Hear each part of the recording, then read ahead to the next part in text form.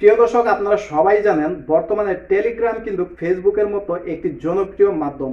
এখানে কিন্তু আপনার ব্যবহার কিন্তু দিন দিন বেড়ে চলেছে। এটা যদি ব্যবহার করেন তাহলে কিন্তু সর্বপ্রথম আপনার মাথায় যে টেনশনটা আসবে সেটা হলো এটার সিকিউরিটি নিয়ে। আপনি যদি এটা সিকিউরিটি করে ব্যবহার করতে চান, কিভাবে করবেন, কিছু সেটিংস আপনি এনেবল বা ডিসেবল করার মাধ্যমে কিন্তু খুব সহজে এটার ব্যবহার কিন্তু আপনি সেফভাবে করতে পারবেন। তো কিভাবে করবেন এই পুরো ভিডিওর মাধ্যমে আমরা বিস্তারিত তুলে ধরবো। তো চলুন শুরু করা যাক। প্রিয় দর্শক, আপনি যদি টেলিগ্রাম অ্যাকাউন্ট ব্যবহার করেন তাহলে অবশ্যই চাইবেন যে আপনার টেলিগ্রাম অ্যাকাউন্টটা নিরাপদ থাকুক বা সিকিউর থাকুক। এই ব্যাপারে আপনি যদি কোনো কম্প্রোমাইজ না করতে চান, অর্থাৎ টেলিগ্রামটা যদি আপনি 100% নিরাপদভাবে ইউজ করতে চান, তাহলে কিভাবে করবেন সেই সেটিংসই আপনাদেরকে কিছু দেখাবো।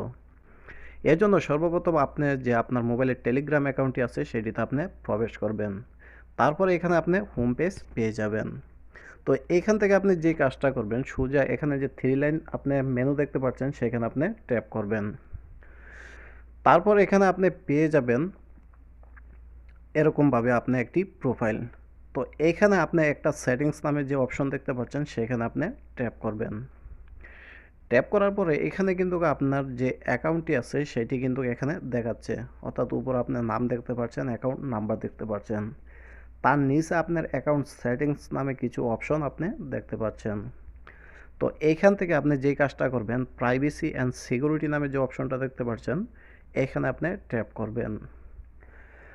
তারপরে এখানে সিকিউরিটির একদম উপরে আপনি কিছু অপশন দেখতে পাচ্ছেন, 2 step verification, auto delete message, password lock, block user এবং ডিভাইস।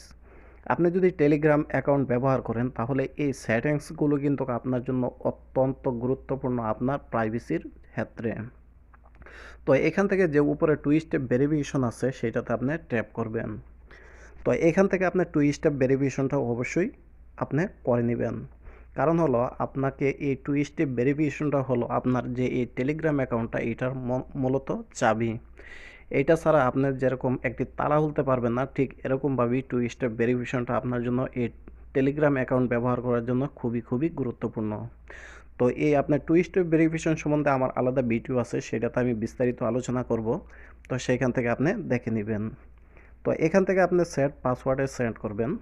তারপর এখান থেকে আপনি একটা পাসওয়ার্ড দিয়ে দিবেন।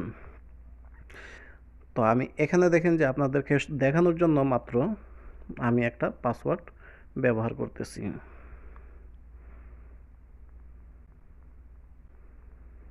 আপনি এখান থেকে আপনার 2বার পাসওয়ার্ডটা দিয়ে দিবেন।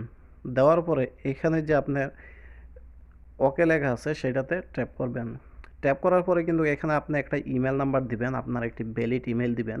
দেওয়ার পরে ওই ইমেলে একটা পাসওয়ার্ড যাবে, সেইটা দিয়ে কিন্তু আপনি ভেরিফিকেশন করে নেবেন। তো এইটা আপনার যদি আলোচনা করতে চাই ভিডিওটি লম্বা হয়ে যাবে, তো এখান থেকে আমি বেরিয়ে গেলাম।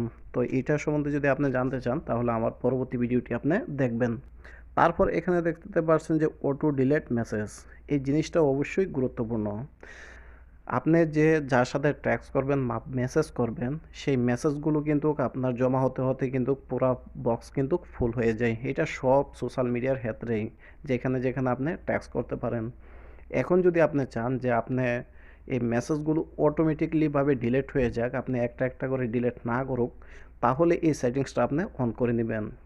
আপনি যদি দেন এখানে আফটার 1 ডে, তাহলে একদিন পর পর কিন্তু এই যে মেসেজগুলো আছে সেইগুলো কিন্তু আপনার ডিলিট হয়ে যাবে। অথবা এখানে আপনার 1 মাসও দিতে পারেন বা নিচে সেট কাস্টম টাইমও আপনি দিতে পারেন। তো এটা আপনার মন মতো করে একদিন করে নেবেন। তাহলে হলো কি আপনার একটি একটি করে মেসেজ ডিলিট করার প্রয়োজন হবে না। এটা নিজে নিজেই একদিন বা দুদিন আপনি যে টাইমটা দিবেন সে টাইম পরে ওরা কিন্তু নিজে নিজেই আপনার যে মেসেজগুলো আছে সেগুলো কিন্তু আপনার ডিলিট করে দিবে। তো এখান থেকে বেরিয়ে যাবেন। তারপরে এখানে যে 3 নম্বর অপশনটা দেখতে পাচ্ছেন, পাসওয়ার্ড লক। তো এখানে যে পাসওয়ার্ড লকটা দেখতে পাচ্ছেন সেটা আপনি এনেবল করে দিবেন। তো আপনার পছন্দ মতো এখানে একটা পাসওয়ার্ড লক দিয়ে দিবেন। একবার দেওয়ার পরে আপনি দ্বিতীয়বার দিবেন, দেওয়ার পরে কিন্তু এই পাসওয়ার্ড লকটা হয়ে যাবে। তাহলে হলো কি আপনার টেলিগ্রামটাই কেউ কিন্তু ইচ্ছা করলেও প্রবেশ করতে পারবে না, আপনার পাসওয়ার্ডটা জানার প্রয়োজন পড়বে। তো এই জিনিসটা অবশ্যই করে রাখা উচিত।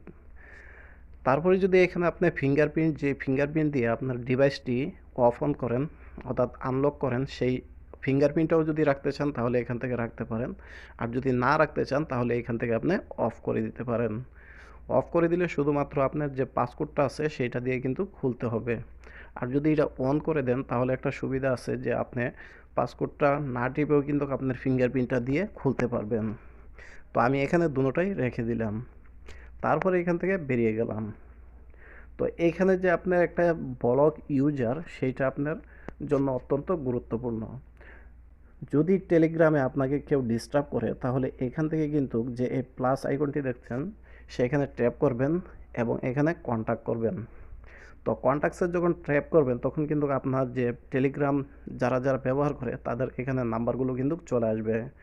যদি মনে করেন কেউ আপনাকে ডিস্টার্ব করে তাহলে এখান থেকে কিন্তু তাকে ইচ্ছা করলে আপনি ব্লক করতে পারবেন। তো আপনাদেরকে দেখানোর জন্য এখানে আমি একটা নামের উপর ট্যাপ করলাম। তারপরে এখান থেকে কিন্তু ব্লক ইউজার আছে সেটাতে আমি ট্যাপ করে দিলাম। অটোমেটিকলি কিন্তু সেটা ব্লক হয়ে গেছে।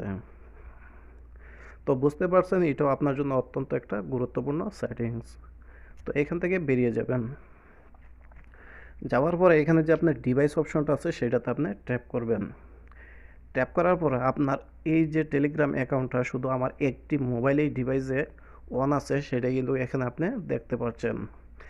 আপনাদেরকে আমি মার্ক করে দেখিয়ে দিচ্ছি এই ডিভাইসটাই কিন্তু অন আছে।